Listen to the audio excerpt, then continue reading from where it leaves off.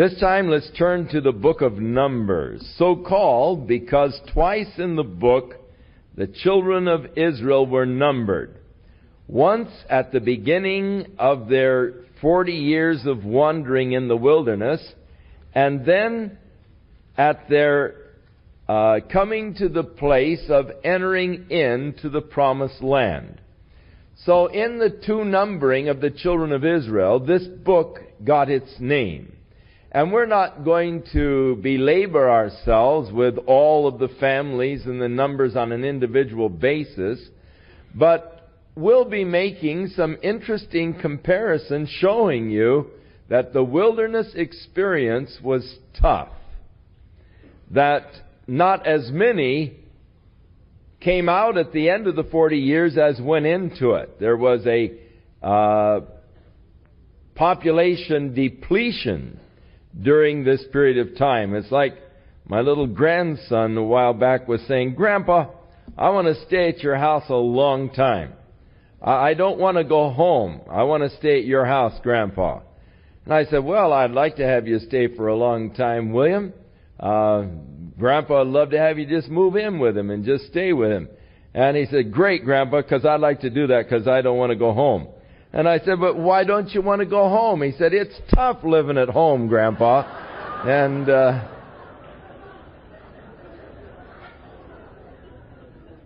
compared the way Grandpa treats him and all, I imagine it would be tough living at home. But it was tough living in the wilderness, and the children of Israel suffered from the ravages of the wilderness, and we'll be making a quick comparison as we look at the numbers who went in and how many fewer came out of the end of that 40 years of wandering than went into it. So, as we get into the book of Numbers, as I say, the name of the book implies the two census that were taken. And beginning with verse 1, "The Lord spake unto Moses in the wilderness of Sinai, in the tabernacle of the congregation, on the first day of the second month of the second year." Now, the tabernacle was set up on the first day of the first month of the second year. So this is 1 month after the tabernacle had been established. "And the Lord told him to take the sum of all of the congregation of the children of Israel and their families. And they were to number the men who were above 20 years of age, those that would be able to go to battle in case of warfare." So not the children or not the women were counted in this census, but only those men who were above the age of 20. Now, of the various tribes, there were chief men in each of these tribes.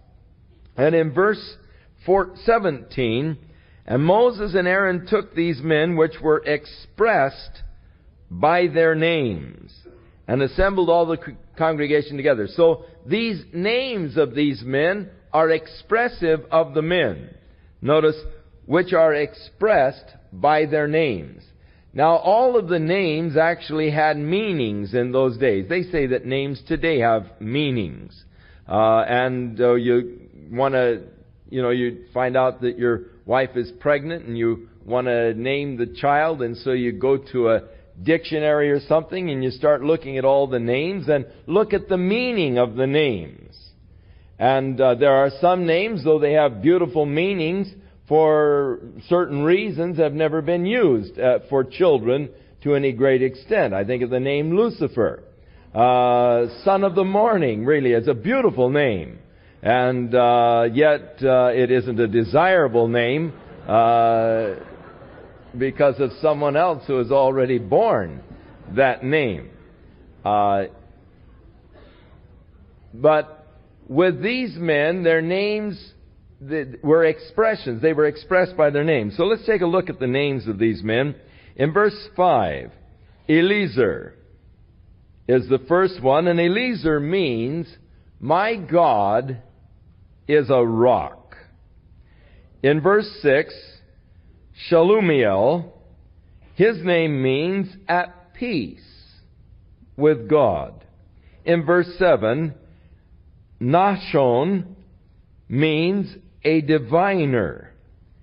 In verse 8, Nathaniel means the gift of God. In verse 9, Eliab means my God is Father. In verse 10, Elishama means my God has heard. And then also in verse 10, Gamaliel means my God is a rewarder. And in verse 11, Abidan means my Father is judge. In verse 12, Ahiezer means brother of help. In verse 13, Pagiel means event of God. Verse 14, Eliasaph means God addeth. And then the last guy, Ahired, doesn't have too good a name. It is brother, his brother is evil. So he probably had an older brother that wasn't of too good a reputation, so he picked up the name, his brother is evil. So these are the 12 men who were to be more or less the captains or the leaders, the princes over the various tribes. And so the tribes are listed with their names, and you can go back and look over, if you are so inclined, the tribe that each of these men represented and were princes over these particular tribes. So now we begin the numbering of the tribes. And of the tribe of Reuben, in verse 21, of these adult males over 20 years of age, there were 46,500. In the second numbering, after the end of the 40 years, there were only 43,730. And so there was a diminishing of almost 3,000 men of the tribe. Of the tribe of Simeon, verse 22. Of the number of Simeon, verse 23, were 59,300. At the end of the 40 years, there were only 22,200 of the tribe of Simeon. It was more than halved. Of the tribe of Gad, 45,650. At the end of the 40 years, only 40,500. A loss of 5,150. Of the tribe of Judah, verse 27, there were 74,600. The tribe of Judah increased in the wilderness wanderings to 76,500. So it's one of the few that had an increase.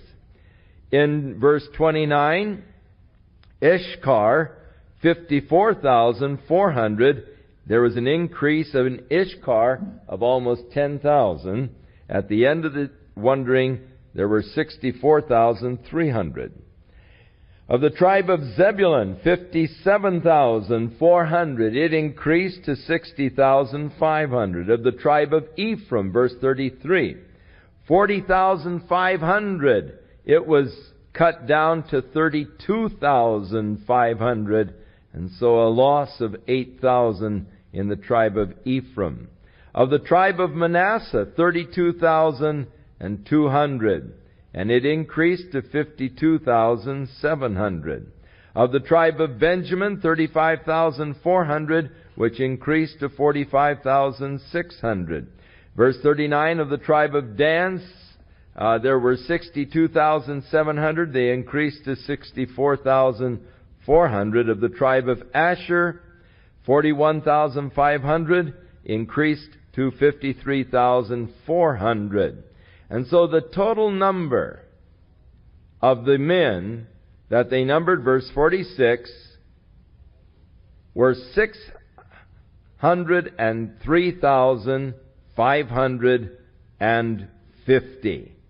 And so those are the men above 20 years of age, those that were able to bear a spear and to go into war, who entered in to the 40 years of wandering in the wilderness, and that whole generation died. Only 2 of those men were left to go into the promised land. The 2 were Joshua and Caleb, of which we will get next week, the faithful spies bringing the good report. Now the Levites and the tribe of the Levites were not numbered because they were not to go to battle. They were to not be counted with the number of the men of Israel, but they were to be appointed over the tabernacle to take care of the tabernacle and the vessels, and they shall bear the tabernacle and the vessels, and shall minister unto it, and shall encamp around about the tabernacle. And when the tabernacle goes forward, the Levites shall take it down. When it is to be pitched, they are to set it up. The tribe of Levi had as its responsibility the taking care of the tabernacle, the moving of it, the setting up of it, and of course, through Aaron and the priest, the services within the tabernacle. Now as we get into chapter 2, we find God arranges the camp of Israel around the tabernacle. Verse 2, every man of the children of Israel shall pitch by his own standard with the sign of their father's house, or the ensign of their father's house, far off about the tabernacle of the congregation shall they pitch. So it is interesting as we get a picture in our minds of the great company of people that were moving through the wilderness. I don't know if there is any migration in history that actually parallels this particular migration as far as the length of time in which the migration took place and the number of people that were migrating. But to get the picture of the camp of Israel, first of all, the center of the entire camp was the tabernacle, the place of meeting. And the cloud rested on the tabernacle during the day, and the pillar of fire rested on the tabernacle at night. It is very significant that the tabernacle sat right in the center of the camp of Israel, because God was desiring to be at the center of the nation, the center of the hearts of these people, so that every man in Israel, when he would get up in the morning and walk out of the tent door looking to the center of the camp, he would see the cloud there resting upon the tabernacle, and he was reminded of the centrality of God among these people. Oh, how important it is that God is the centrality of a nation. When a nation is centered around God, that nation is destined for greatness. As long as there is that consciousness of God at the center of a people, there is always that potential for greatness.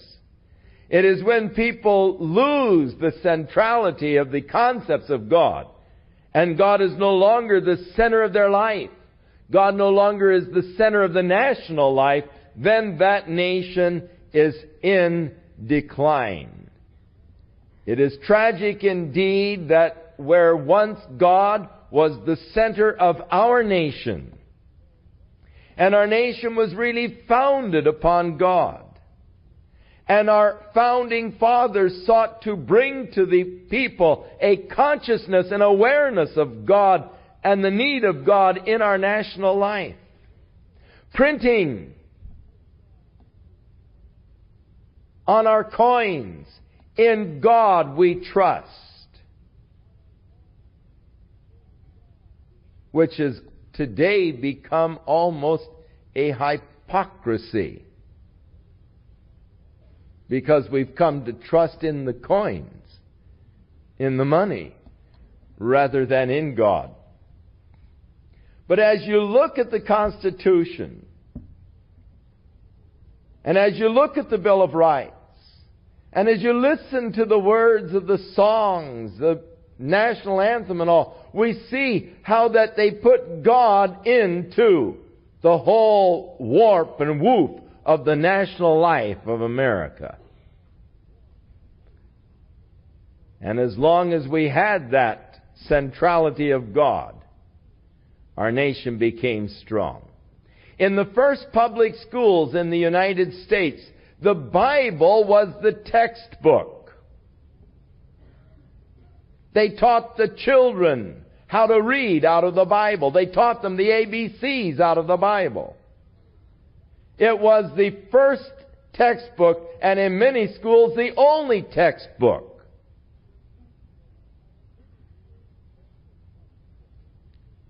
And now our courts have ruled that it is illegal to use the Bible in public schools except it be taught in a class of literature, and any expressed faith or belief is illegal.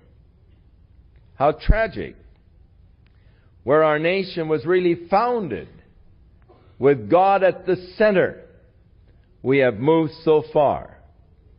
And it is no wonder that we see the national decline that we see today in proportion to our endeavor to put God out of the national life of America. In that same proportion that God is being pushed out, in that same proportion we see our nation in a decline. Children of Israel had the tabernacle right in the center, and the whole camp was encamped about the tabernacle. It was the center of their national existence. It was the center of their national life. What a beautiful place. So, in chapter 2, we find out that they placed the tribes all around the tabernacle, beginning first of all with the tribe of Judah and Issachar and Zebulun. Now these tribes had for their ensign a lion, and they were encamped upon the east side of the tabernacle. And the color was green. The color of the flag of these tribes on the east side was green. The total of the camp of Judah, Issachar, and Zebulun was 186,400 in their army. Now these were to set forth first. Then on the south side of the tabernacle was to be the tribes of Reuben, Simeon, and Gad. The ensign of this tribe had the face of a man. The distinguishing color of the flag was red. And they were camped upon the south side of the tabernacle. A total of 151,450 in their armies. On the west side of the tabernacle were the tribes of Ephraim, Manasseh, and Benjamin. Their ensign had on it the head of a calf, and the color of the flag was golden. The total number of the camp of Ephraim was 108,100. Then on the north side, the tribe of Dan and Asher and Naphtali. Their ensign was an eagle. The flag was red and white. And the total number of the tribe of Dan was 157,600. Now with these ensigns, we have first of all a lion, the face of a man, And then we have the head of a calf and an eagle. What does that bring to mind? As we read the description of the cherubim in Ezekiel and in Revelation, we realize that these were actually the faces that are on the face of the cherubims. The four faces of the cherubim actually represented in the ensigns of the camp of Israel. So you have the concept of the angels of the Lord encamping around about His people. God in the center. The tabernacle, the place of meeting God, but encamped around the people of God, the ensigns, which are reminding of the cherubim, how the angel of the Lord is encamped around about the righteous. And so again, even in the banners and in the ensigns, was the reminder of the spiritual nature of these people. Now in chapter 3,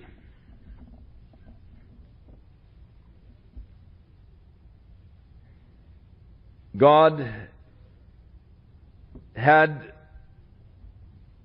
Moses set out the tribe of Levi into three major families. The family of Gershon, the family of Kohath, and Merari. And so the Levites were divided into the three major family groupings.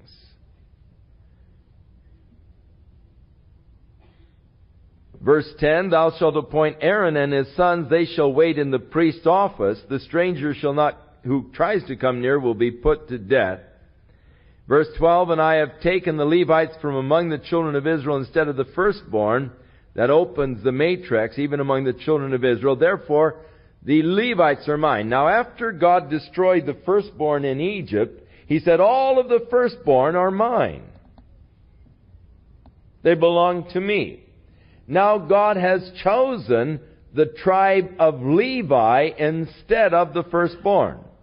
And that is, instead of every family committing their firstborn unto the priesthood, now God has chosen one tribe, the tribe of Levi.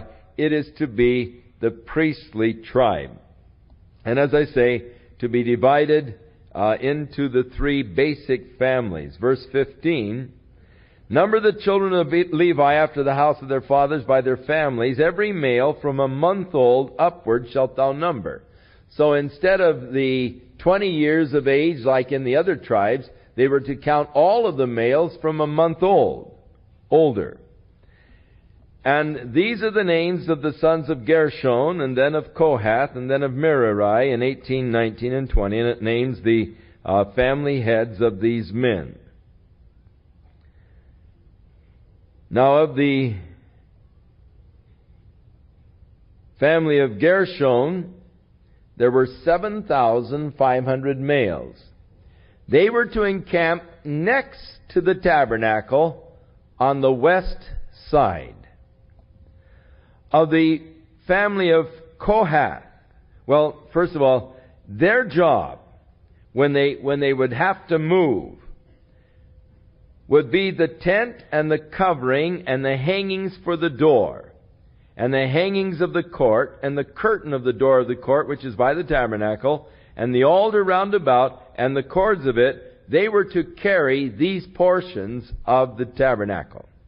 Next, the family of Kohath, and today we have the Kohens, which do trace their ancestry, or seek to at least, to the tribe of Kohath. And so you have the rabbis, the Kohens, are of this priestly tribe of Kohath. And of the Kohens, or the Kohaths, there were 8,600. They were to pitch on the south side of the tabernacle, and it was their duty to carry the ark, the table, the candlestick, the altars, and the vessels of the sanctuary, the hangings, and the services of them. And of the tribe of Merari, verse 33, there were 6,200. They were to camp on the north, immediately next to the tent, the tabernacle. And it was their duty to carry the boards and the bars and the pillars and the sockets and the vessels and all of that service, and the pillars of the court round about, and their sockets and pins and cords. But those that encamp before the tabernacle toward the east, even before the tabernacle of the congregation, shall be Moses and Aaron and his sons. So, we get now another view of the camp of Israel. For immediately to the west of the tabernacle, camping next to it, were the tribe of Levi, but the family of Gershon. And then immediately to the south was the family of Kohan. To the north was the family of Merari. And then right in front of the entrance to the east side was Moses and Aaron and his sons. And thus you see now, if you were in a helicopter looking down on the camp of Israel, this is the kind of a view that you would get of the camp. As the tabernacle is right in the center, the tribe of Levi encamped immediately about it, and then the 12 tribes on out around the camp further out.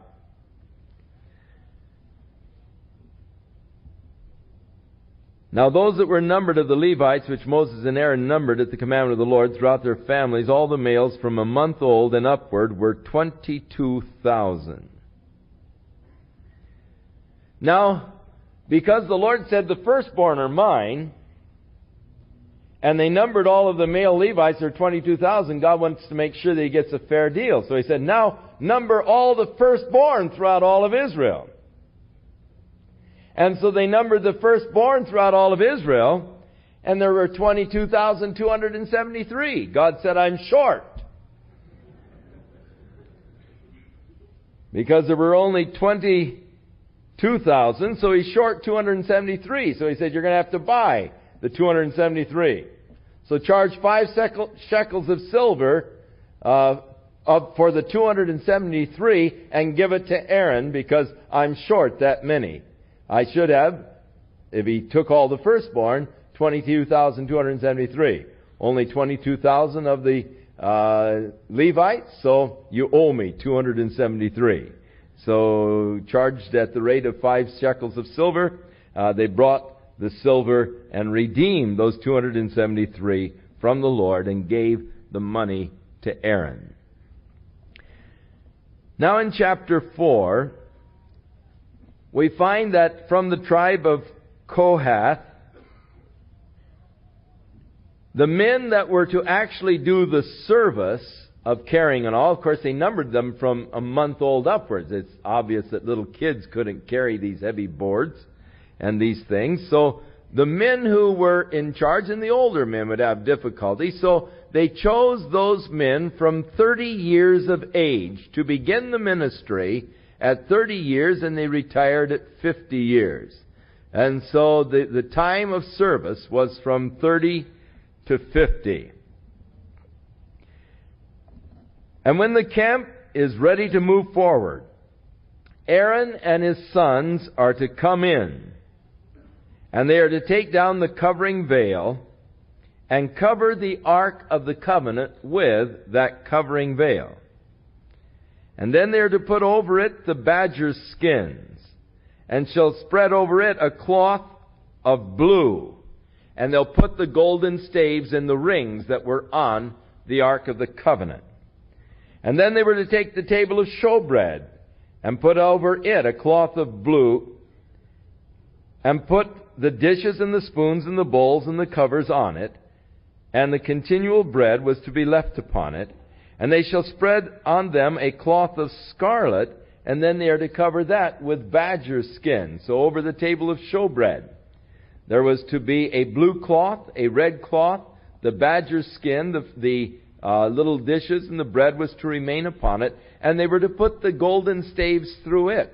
so that when the men from the tribe of Kohath came in, they would not see the Ark of the Covenant. They would not see the table of showbread. They would not see the lamps, lest if they see them, they die. Aaron and his sons were to cover all these things, wrap them up, get them ready to carry, and then these fellows would come in and just pick up the sticks and would carry them as porters with these staves and not even touch the instruments themselves, but carry them between the sticks. They weren't even to touch the Ark of the Covenant, though it was covered and all with these skins, nor were they to look upon it. And they shall take a cloth of blue and cover the candlestick, the light, and the lamps, and the tongs, and the snuff dishes, and all the oil vessels. And they shall put all of the vessels thereof within a covering of badger skin, and put it on a bar. And the golden altar they shall spread over it a cloth of blue, and cover it with badger skins, and put in the staves. And all of the instruments of ministry wherewith they minister in the sanctuary, put them in a cloth of blue, cover them with covering for badger skins, and shall put them on a bar, and shall take away the ashes of the altar, and so forth. And Kohath shall bear it, but they shall not touch any holy thing, lest they die. Verse 15, the latter portion. The things are the burden of the sons of Kohath, the tabernacle of the congregation. So, when they got up in the morning and the cloud had lifted and was moving, Aaron's sons would have to hustle in. And they'd start taking the veil apart. And with the veil, they'd cover the Ark of the Covenant. And then they'd put over it the cloth of blue and then the badger skins. And they'd wrap up all of these instruments that were there within the tabernacle, put the golden staves through, and then the sons of Kohath would come in, take the staves, and begin to carry them. That was the duty of the sons of Kohath. Whenever the call came to move. Now in verse 16, Eleazar, who was the son of Aaron, the priest, concerning the oil for the light, and the sweet incense, and the daily meal offering, and the anointing oil, and the oversight of the tabernacle, and all that is in it, in the sanctuary, and the vessels of it. And the Lord spake to Moses and Aaron, saying, Cut ye not off the tribe of the families of the Kohathites from among the Levites, but thus do unto them, that they may live and not die when they approach the most holy things. Aaron and his sons shall go in and appoint them every one to his service and to his burden, but they shall not go in to see when the holy things are covered, lest they die. So they were not to look upon them, but Eleazar was to take them in and say, okay, you get on that, and Eleazar was to direct them to pick up the staves and how to do it, so that those men who were carrying the Ark of the Covenant would not die. Now, we have a interesting case later on in history when the Ark of the Covenant had been taken by the Philistines. And of course it created a problem in every city where the Philistines took it.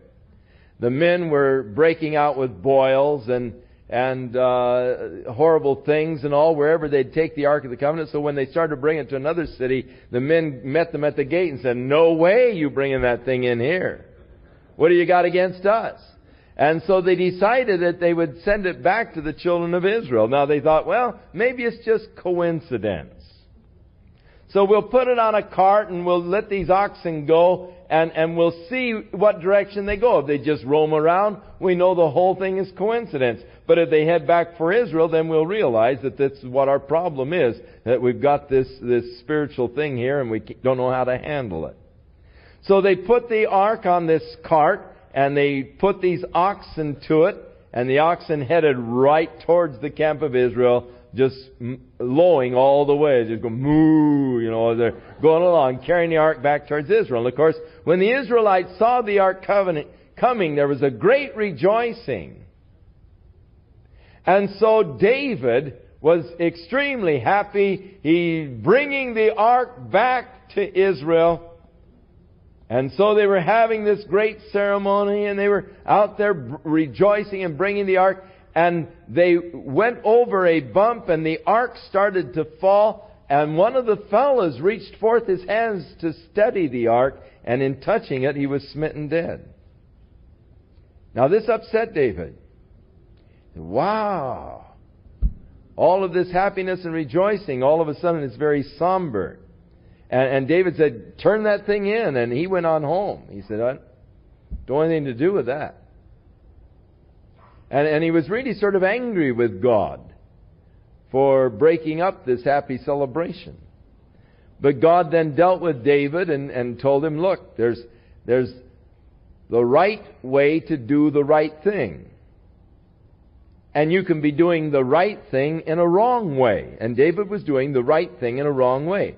And so, rather than on an ox cart like they had it, they were to carry it. And so, after a time, David went out, brought the priests, they did sacrifices before the Lord, they had the staves, they carried the thing in the way it should have been done, and it was brought back and placed again there in the tabernacle in Jerusalem at the time of David.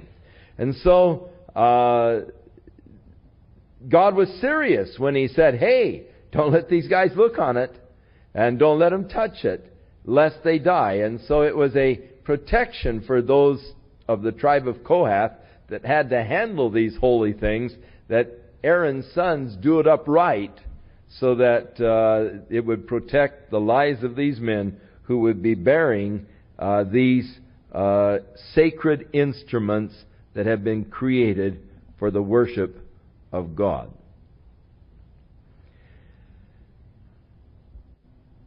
Now, the tribe of Gershon,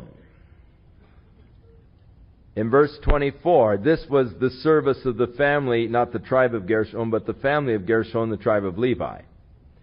They shall bear the curtains of the tabernacle, and of the tabernacle of the congregation, the coverings of the badger skins that are above it, the hangings of the door of the tabernacle, and the hangings of the court, and the hangings of the door of the gate of the court, which is by the tabernacle, and the altar that is round about it with the cords, and the instruments of the service, and all that is made for them, so shall they serve.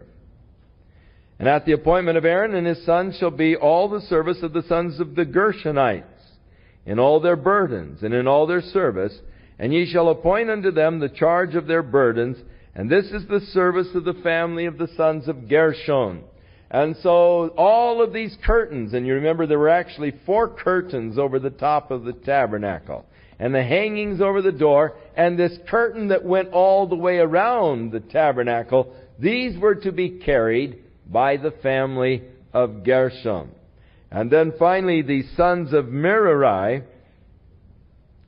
thou shalt number them from 30 years old, and it is their charge to carry the boards of the tabernacle, and the bars thereof, the pillars and the sockets, and the pillars of the court round about, and their sockets, their pins, and the silver sockets that they went into and all. And this was to be the burden of Merari. So, actually, this whole thing was quite portable. These guys could move in, collapse the whole thing, and carry it off, and then they could set the thing up again. When they came to the place where the cloud was resting, they would go ahead and set up the tabernacle where the cloud rested. And when the cloud moved, they moved. When the cloud set, they set. And so the family of Levi, or the tribe of Levi, by these families, each one had their own duty in the carrying of the tabernacle. And the number of the men that were involved in this task was 8,580. So they had a pretty good crew working on the setting up of the tabernacle and the taking down of it and carrying it and so forth, whatever the case may be. Now in chapter 5, they are told to cleanse the camp by putting out every leper and those that have any kind of a issue from their body, and those who have been defiled by touching a dead body. And God didn't want any type of defilement in the camp where He dwells. So the children of Israel did so. They put out of the camp those that were leprous, those that had any running type of sores, and those who had been defiled by touching dead bodies. And the Lord spake unto Moses, verse 5, saying, Speak unto the children of Israel, when a man or a woman shall commit a sin that men commit, to trespass against the Lord, the person is guilty. They shall confess their sin which they have done, and then they shall recompense in their trespass and offer, actually, before the Lord, the ram of the atonement, whereby an atonement shall be made for him, and an offering of all the holy things of the children of Israel. And every man's hallowed thing shall be his, whatsoever man hath given the priest, it shall be his. And so, then we have this law of jealous husbands. Now, if a woman has had an affair and her husband doesn't know it, and she doesn't get pregnant, hasn't been found out, but if a spirit of jealousy would suddenly come on a husband, and he'd wonder whether or not his wife was really being faithful to him, then he was to bring his wife before the priest.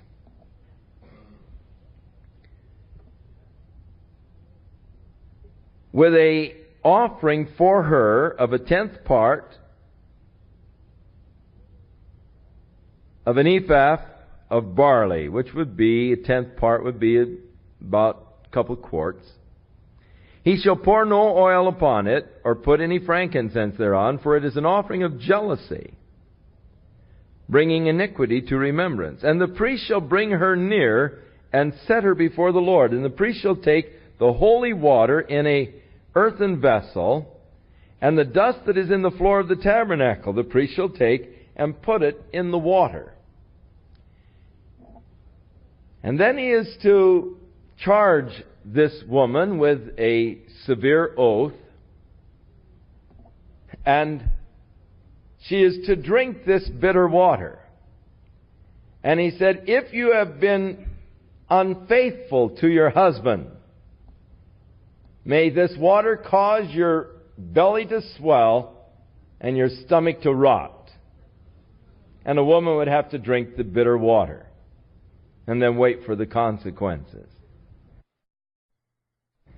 And if her stomach would swell and all, then she was considered guilty and was put out. But if there was no ill effect, then she was considered to be innocent, and her husband's jealousy was unfounded. Imagine if you had an extremely jealous husband. And every week you're drinking this bitter water.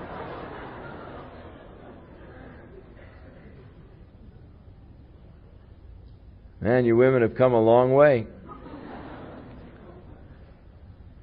That would really be tragic. It would be difficult indeed if your husband was an extremely jealous kind of a person, always hauling you in before the priest and going through this routine and making you drink that bitter water.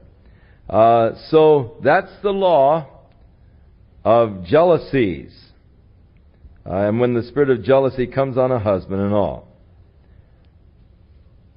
Now in chapter 6, we have the rules for taking a vow of a Nazirite. Now the vow of a Nazirite was a vow of consecration unto God. And if you wanted to make a special consecration of yourself to God for a period of time, you could enter into the vow of the Nazirite. During which time that you were going through this vow of the Nazirite, you were not to drink any wine, or any grape juice, or eat any grapes, or even raisins. You were not to take anything that came from the vine to eat it. You can even eat sarma. because that's grape leaves and all, and you could have nothing from the vine. And you would allow your hair to grow during the time of the vow. You wouldn't shave or you wouldn't cut your hair. And that was the vow of consecration unto God. Now this is the vow that Samson was to have from his birth. For when Manoah's wife was barren, and the angel of the Lord came to her and informed her that she was going to have a son, and she was not to bring a razor to his head, not to allow him to drink anything from the vine, any wine or anything, and that through him God would begin to deliver the Israelites from the camp of the Philistines. She came to her husband and she said, there was a man that met me out in the field and said I was going to have a son, and I wasn't to shave his head, and he's going to be a Nazirite and so forth. And her husband says, I'd like to meet this fellow. If he shows up again, let me know. So she was out in the field again, and the angel appeared again and said, would you mind waiting here a minute while I go get my husband? He wants to meet you. So Manoah came, and when he saw the angel, he said, well, I just, she was excited, and I just figured I'd find out directly from you. Just how do you want me to raise this boy now? And so the angel repeated the instructions to Manoah.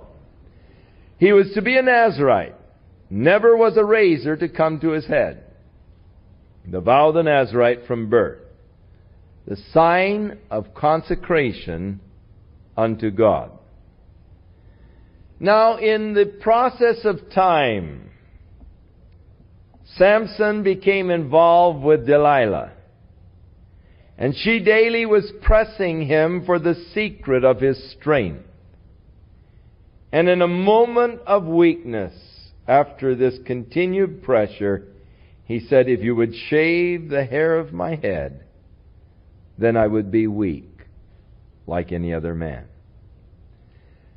Now, there are many people who from this get a false concept, thinking that Samson's strength lay in his long hair. False. Hair cannot make you strong, or the lack of it doesn't make you weak.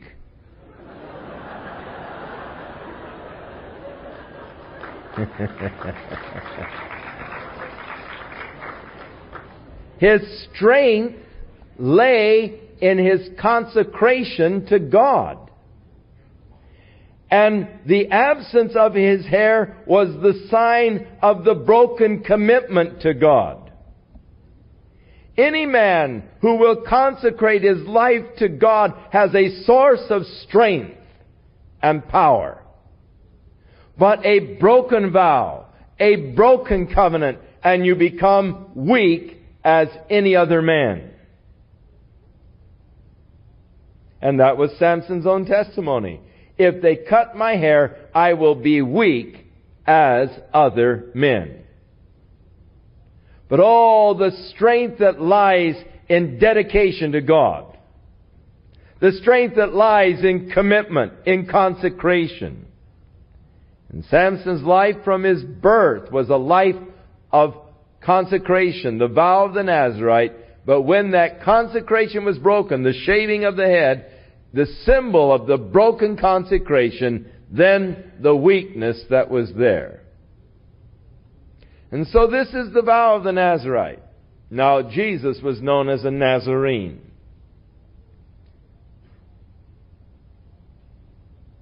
The vow of the Nazirite was no razor to come during the period of the vow, and not to drink anything from the vine. And so when you wish to, when the thing was over, your period of consecration that you had made and your time of separation, then you were to bring a lamb of the first year for a trespass offering,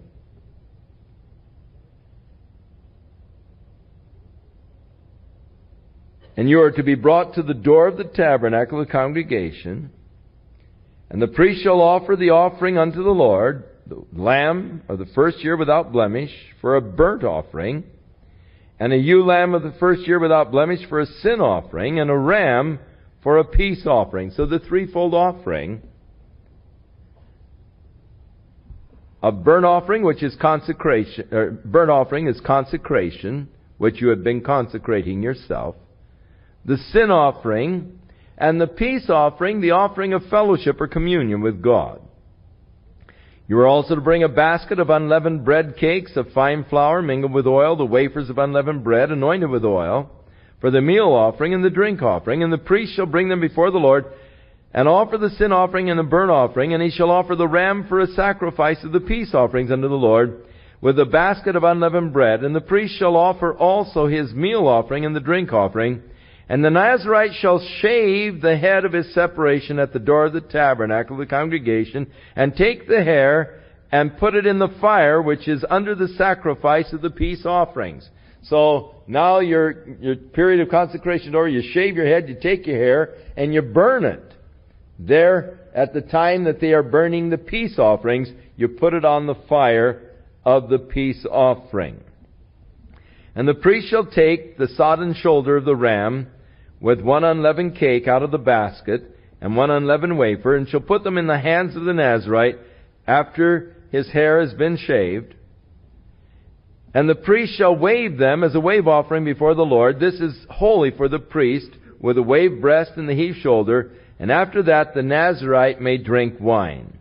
This is the law of the Nazarite who has vowed, and of his offering unto the Lord for the separation, beside that is in his hand, that shall he get, according to the vow which he has vowed. And the Lord spake unto Moses, saying, Speak unto Aaron, unto his son, saying, On this wise shall ye bless the children of Israel. Now the priest had a twofold function. His first ministry was to stand before God representing the people, because a man could not approach God.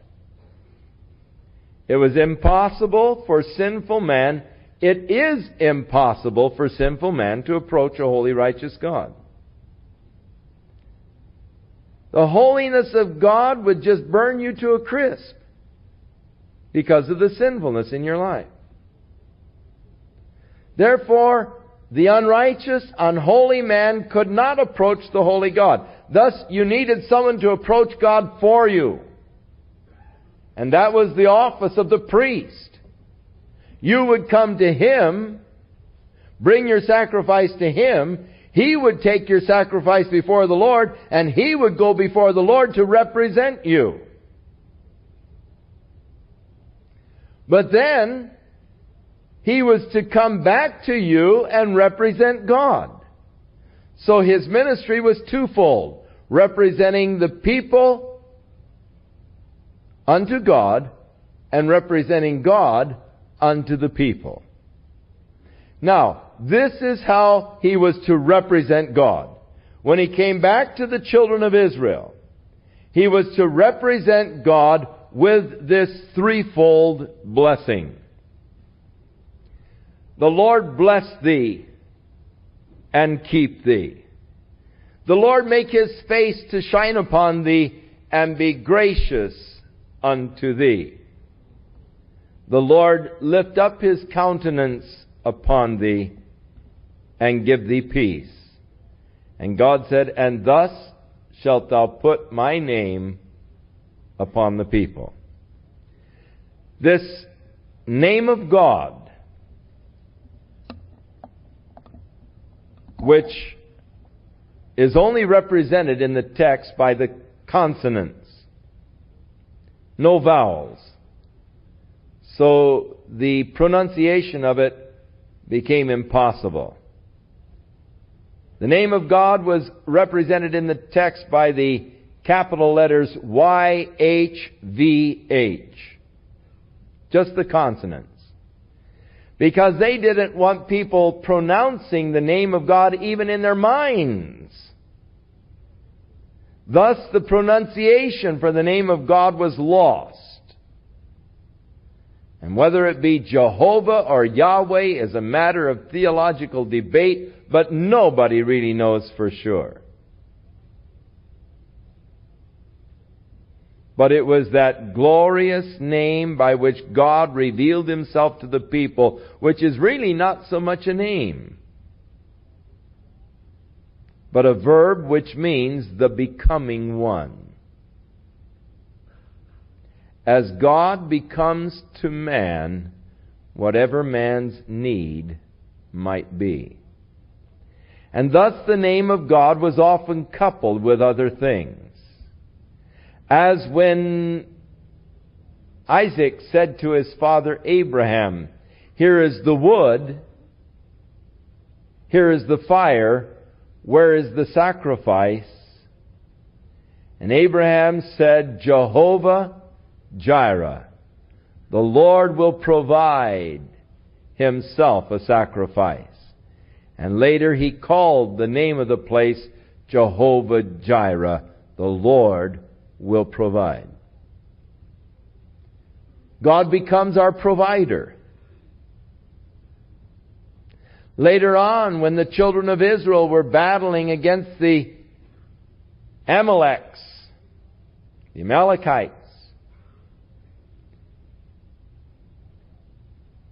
and they had come out against the children of Israel with their trained army, marching under their banners of war. And the children of Israel, just so soon from slavery, totally unskilled in the art of war. No banners, just a bunch of guys with staves and sticks. Someone perhaps said to Moses, "Where are the banners?" And he said, "Jehovah Shammah, the Lord is our banner." He's become our banner. Again, God revealed Himself as Jehovah Rapha. He has become our healer. The Bible tells us in Jeremiah that when that kingdom age comes, He will be known as Jehovah Tsidkenu. The Lord has become our righteousness. But we know that name in its most familiar form, the name Jehovah, as Jesus. For the name Jesus is the Greek for the Hebrew contraction of Jehovah Hashua, or Jehovah is salvation. And when Joseph was questioning on whether or not to have Mary stoned or to put her away privately, the angel of the Lord said, "Don't be afraid to take Mary as your wife. That which is conceived in her is of the Holy Ghost. She's going to bear a son. Thou shalt call His name Jesus, Yeshua. For He shall save His people from their sins." He is expressed by His name, even as were these leaders of Israel. Jesus, Jehovah, our salvation. So, the Lord bless thee. God wanted His name to be put on the people. First of all, relating to blessings, for God wants to bless His people. And the blessing of His keeping power, the blessing of His grace, and the blessing of His peace. These are the blessings that we have received through Jesus Christ. Now unto Him who is able to keep you from falling and to present you faultless before the presence of His glory.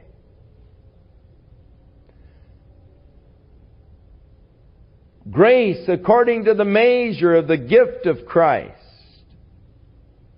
And He is our peace, who has broken down the barriers that existed between us. So the name that God put upon the people was all fulfilled in Jesus Christ. The Lord bless thee. and keep thee. The Lord cause His face to shine upon thee and be gracious unto thee. Even as the face of Jesus did shine as the sun. And the shining face always bespeaks hope, of goodness, of grace, and related to grace. And then lift up His countenance, the smiling face. Your countenance is lifted up. A fallen countenance is a scowl, is a frown. So many people imagine God scowling at them or frowning at them. Our older daughter was going through one of those moods that children often go through, where nobody loves her. And she was just a couple of years old, and she had to be corrected, and when she was corrected, nobody loves her. Everybody hates her. Nobody loves her. And I said, now, Jan, you know better than that. We love you. Oh, no, you don't.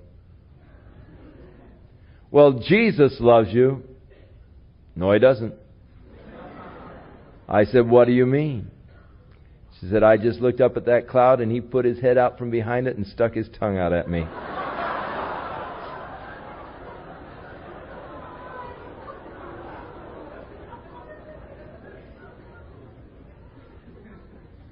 Her little imagination was running wild. Just like my grandson. The other day they were coming home from Central California and they came through a tremendous electrical storm. Lightning all over the place. And he was just sitting there in the back seat, just enjoying it thoroughly. And as they were driving down the road, he went to sleep. And when he woke up, he said, I had a dream that Jesus was up in heaven pulling switches, and every time He'd pull a switch, the lightning would flash, you know. And he said there was this little rabbit hopping along the road, and Jesus pulled a switch, and the lightning electrocuted him.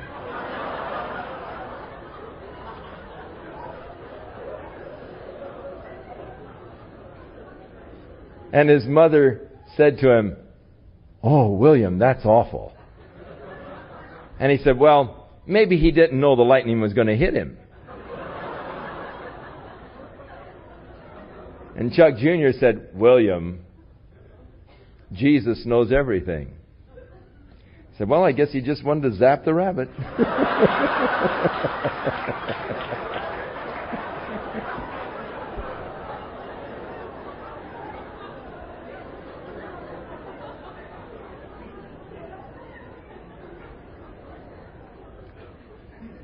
But it's amazing what our imaginations can do.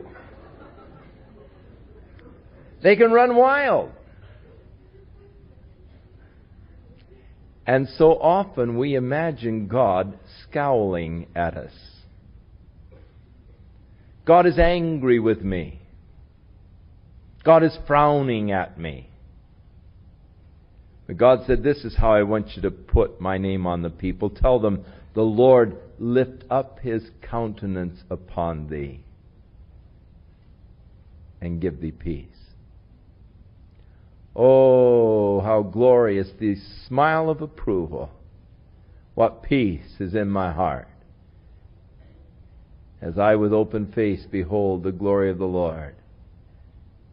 And see that bright shining face and realize that God is smiling at me because He loves me and I am His son and I am in Christ Jesus, and in Him I have experienced the grace of God, the peace of God, and the keeping power of God. These are the blessings that belong to the children of God who are in Christ Jesus. But the whole Old Testament economy. The priesthood, the tabernacle, all testify of how unapproachable God is by man. You cannot approach God directly. You pull a switch and you get zapped. Thus, if you want to approach God apart from Jesus Christ, there's no way. There's not even a priesthood anymore. There's not even sacrifices being offered. There's no one to go before God for you. This is the thing that troubles me most about the so-called devout Jew today. I don't care how devout they are in their worship. What are they doing about their sin? How can they approach their God? God established the covenant whereby man could approach Him in the Old Testament. But that covenant that God established was by the law and by the sacrifices of the law. And without any sacrifice, without any priest, without someone to go before God for them, how can they dare come before their holy, righteous God, bringing their good works and expect to be accepted? They're not even honoring the covenant that God made with their own people. And thus, no matter how sincere or devout they may be, they have no approach to God until they reestablish that old covenant. But even then, they will not find that it will avail now that God has abolished the old covenant, that He might establish the new covenant through Jesus Christ. Now, Christ is the mediator of the new covenant. For it is necessary that in the approach of God there be a mediator. The priest was a mediator of the old covenant. Jesus Christ has become the mediator of the new covenant, and it is through Jesus Christ that I approach God, and that God approaches me. It is through Jesus Christ that I come into fellowship with God, and I come to know God. And thus Jesus Christ is very important to anyone who seeks to approach God. Now in chapter 7, we find that the 12 princes of the tribes of Israel brought in their offerings to the Lord. And in verse 3, we read, they brought 6 covered wagons, and 12 oxen, and a wagon for 2 of the princes. In other words, every 2 princes brought 1 wagon, and an ox from each, and they brought them to the tabernacle. And they were to be given to the tribe of Levi, the families, in order to help them as they carried some of the curtains and all that went with the tabernacle. And so 2 wagons and 4 oxen he gave to the sons of Gershon. 4 wagons and 8 oxen they gave to the sons of Merari, according to the service that they did. But the sons of Kohath, who carried the Ark of the Covenant and all, they did not use wagons. They were carried on those golden staves. And so they were to be borne upon their shoulders. They did not get any wagons. Now, each of the princes then came forth, and they brought their offering of 1 silver charger. The weight of it was 130 shekels. And 1 silver bowl of 70 shekels, after the shekel of the sanctuary. Both of them were full of fine flour mingled with oil for a meal offering. And 1 spoon of 10 shekels of gold full of incense. 1 young bullock, 1 ram, 1 lamb, the first year for a burnt offering, 1 kid of the goats for a sin offering, and for a sacrifice of peace offerings, 2 oxen, 5 rams, 5 goats, 5 lambs of the first year. This was the offering of Nashon, the son of Amminadab. And each of the princes brought the identical same offering. And so it would only be redundant if we read each of them in the 7th chapter. But each of them brought the same offering to the Lord, and it was given unto the Lord. This was for the dedication of the altar in the day that it was anointed. The princes of Israel brought these offerings unto the Lord, and they are summed up, beginning with verse 84, to the end of the chapter.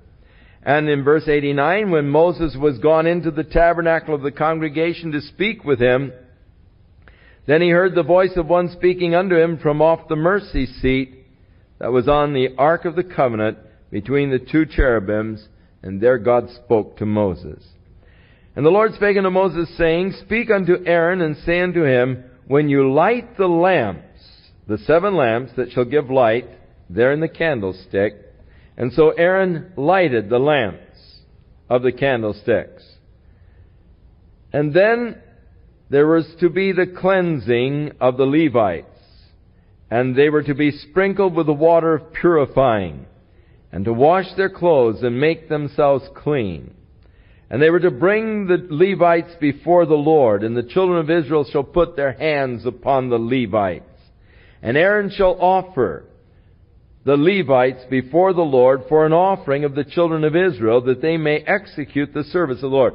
So this is sort of almost an ordaining for the ministry. Like in the New Testament, they would lay hands upon those that were going to minister. 15th chapter, is it, of Acts? 13th chapter. And the Spirit said, Separate unto me Paul and Barnabas for the ministry where I've called them.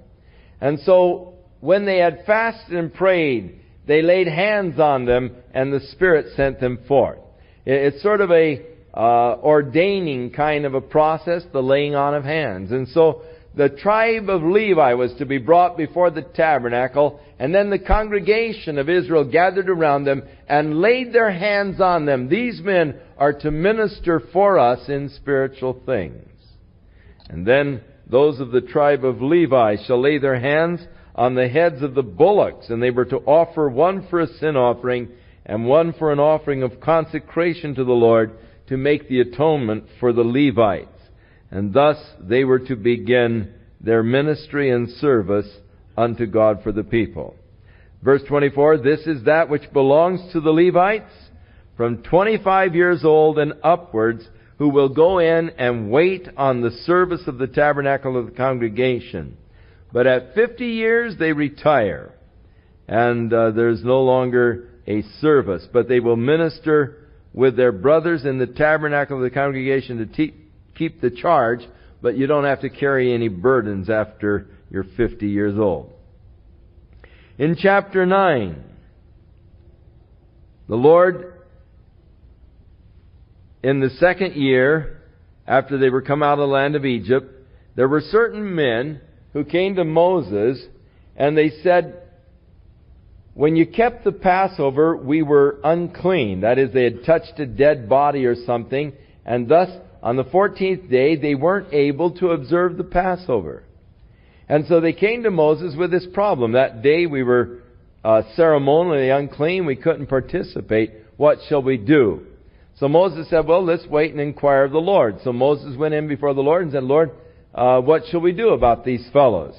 And the Lord said that if they were ceremonially unclean and could not observe the Passover in the 14th day of the first month, or if they were out of the country, then they could observe it in the 14th day of the second month. But if you were not ceremonially unclean, or you weren't away, then there was no excuse for not observing it the 14th day of the first month, and if you failed to observe it, then you were to be cut off from the camp of Israel. In other words, it was a requirement for every adult male to observe the Passover on the 14th day of the first month, unless there be the extraneous causes which would then give you the privilege or permission to observe it the 14th day of the second month. But by all means, you were to observe it every year. And so God gave the special orders concerning those men. Now, beginning with verse 15, we read how the camp moved along. And on the day that the tabernacle was raised up, the cloud covered the tabernacle, namely the tent of the testimony. And at evening there was upon the tabernacle the appearance of fire until the morning. And so it was always. The cloud covered it by day, and there was the appearance of fire by night. And when the cloud was taken up from the tabernacle, then after that the children of Israel journeyed. And in the place where the cloud rested, there the children of Israel pitched their tents. At the commandment of the Lord, the children of Israel journeyed. At the commandment of the Lord, they pitched. As long as the cloud rested on the tabernacle, they rested in their tents. If the cloud stayed there for a long time on the tabernacle, for many days, the children of Israel just kept the charge of the Lord, and they did not journey. And so it was when the cloud was there for a few days. The tabernacle, according to the commandment of the Lord, they stayed in their tents. According to the commandment of the Lord, they journeyed. In other words, God was in direct control when they moved, when they stayed. They were obedient unto the Lord. God was in charge of their movements completely. Whether it was 2 days, verse 22, or a month or a year that the cloud tarried on the tabernacle, remaining thereon on the children of Israel, they stayed in their tents and they journeyed not. But when it was taken up, they journeyed. And at the commandment of the Lord they rested. At the commandment of the Lord they journeyed. They kept the charge of the Lord. Then in chapter 10, he was ordered to make 2 silver trumpets. And these silver trumpets were to be used for calling an assembly of the people together, or they were to be used at the time of battle in sounding the alarm. And if they sounded one alarm, then the camp that were on the east part were to go forward into battle. If they sounded 2 alarms, then also the camp on the south side was to go in to battle. And so these trumpets were to be used to help direct the people. Naturally, when you've got, over 500,000 adult males out there, plus all the women and children, and you don't have any real communication system. They don't have radios or transistors or whatever. You've got to keep the camp in order, and if you're attacked, you could be attacked over here on the east side, and people on the west side wouldn't even know what's going on. So even as in the years of warfare up until modern communication, the bugle was blown to instruct the troops for various things, and is even still practiced today in many of our army camps. When we were over in Hawaii, we were on some of the military bases there, and we'd hear the bugle blowing to call the guys to the mess at lunchtime, and we would hear the various bugles and the fellows responding to the sound of the bugles. And that was basically what it was all about. They would sound assembly, or they would sound the alarm for an attack, or the various things, and thus they had the various signals that would be blown by the trumpets. And of course, that is why we read in the return of Jesus Christ, the trump of God. The trump of God is going to sound an assembly for all of the children of God. And what a glorious, I can hardly wait to hear that trumpet blow. And I don't know what the melody will be, but I'll tell you, I'll recognize it the minute I hear it. And I'll know that it's, the Lord is calling an assembly of His children, calling us home to be with Him. And thus we are awaiting, really, God's call of assembly for the church. Now, the trumpets were also to sound at the beginning of their Sabbath days, and the holy days, the solemn days, the beginning of their months, and the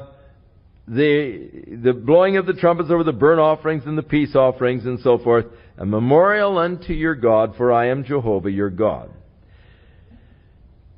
Now it came to pass on the 20th day of the 2nd month, in the 2nd year, that the cloud was taken up from off the tabernacle, and the children of Israel took their journey in the wilderness of Sinai, and the cloud rested in the wilderness of Paran. So now God is beginning now. The tabernacle is set up. The whole thing is working. So now God is beginning to move them towards the land that He has promised. So the cloud was lifted up, and it moved now from the wilderness area of Mount Sinai. And it is now moving to the promised land, or towards the promised land, and leading them into this area of Paran. And so the Levites all went in. They dismantled, of course, the tabernacle, and Aaron's sons covered everything. Now it's sort of a dress rehearsal. They've been taught what to do, and now they're doing it as the cloud begins to move, and the Kohathites move in and they take their load. The Gershonites come in, the Merarites, and we're moving. We're on the way. Excitement. God is now moving us. Now, Moses said to his father-in-law, Hobab, the son of Raguel, the Mennonite, Moses' father-in-law, we're journeying to the place which the Lord said He was going to give to us. Come with us, and we will do thee good, for the Lord has spoken concerning Israel. But he said unto Moses, I'll not go, but I'll depart back to my own land and to my own family. Now, his area was there near Mount Sinai, and rather than journeying towards the promised land, he just wanted to go back to his own home and family. And Moses said, Leave us not, I pray thee, forasmuch as you have knowledge how we are to encamp in the wilderness, that you may be to us instead of eyes. In other words, this fellow was really a man of the desert. He was able to track in the desert. He was able to tell them where the water was. And he had that desert savvy, that desert knowledge. And so Moses was really desiring the guy to stick with him, because he really had all that desert savvy. And you can be as eyes for us and all. And Moses was asking the fellow to remain with him. And it shall be that if you go with us, that whatever goodness the Lord gives to us, we're going to share with you. And they departed from the mount of the Lord for 3 days' journey, and the ark of the covenant of the Lord went before them for 3 days' journey, to search out a resting place for them. And the cloud of the Lord was upon them by day, and when they went out of the camp, and it came to pass, when the ark set forward, that Moses said, Rise up, Lord, and let thine enemies be scattered, and let them that hate thee flee before thee. And when it rested, he said, Return, O Lord, unto the many thousands of Israel. So that was beautiful. Whenever the cloud would rise up, he'd say, Rise up, O Lord, move on, and let your enemies flee before you. And when the cloud would settle, he'd say, All right, Lord, rest among your people, among the thousands of Israel. And so now God is beginning to move them toward the land of promise. And we've got many exciting adventures in the book of Numbers as we move ahead. I really like the book of Numbers. The first part is a little redundant in some of the numberings and all, but now we're starting to get into some pretty exciting experiences as God begins to lead them toward the land that He had promised unto their fathers. Shall we stand?